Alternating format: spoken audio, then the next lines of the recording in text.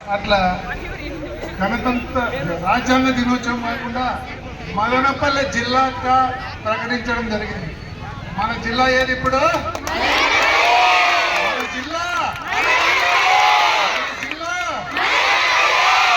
ఎన్నికల వాగ్దానంలో మాట ఇచ్చినట్లు ప్రియతమ ముఖ్యమంత్రి నారా చంద్రబాబు నాయుడు గారు మనకు జిల్లా కేంద్రాన్ని ఏర్పాటు చేసినారు. అతి సమీపంలో 50 రూపాయలు ఛార్జ్ చేస్తే మనకు జిల్లా కేంద్రానికి పోవచ్చు మదనపల్లికి.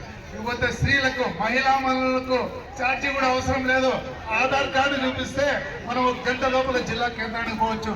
అంతటి వెసులుబాటు మనకు కల్పించినందుకు ప్రభుత్వానికి మరొక్కసారి ధన్యవాదాలు తెలుపుకుంటున్నాము. జై హింద్, భారత్ మాతా కే జై.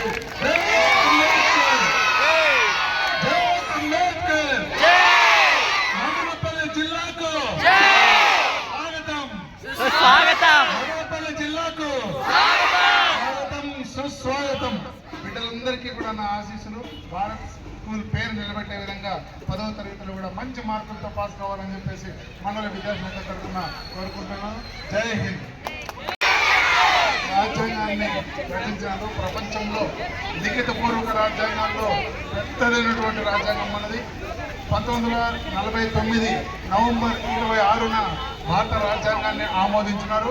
1950 జనవరి 26 నుండి రాజ్యాంగాన్ని అమలు పరుచుకుంటున్నాం. రాజ్యాంగ పిత అనే మనము డాక్టర్ అంబేద్కర్ గారిని పిలుచుకుంటాం.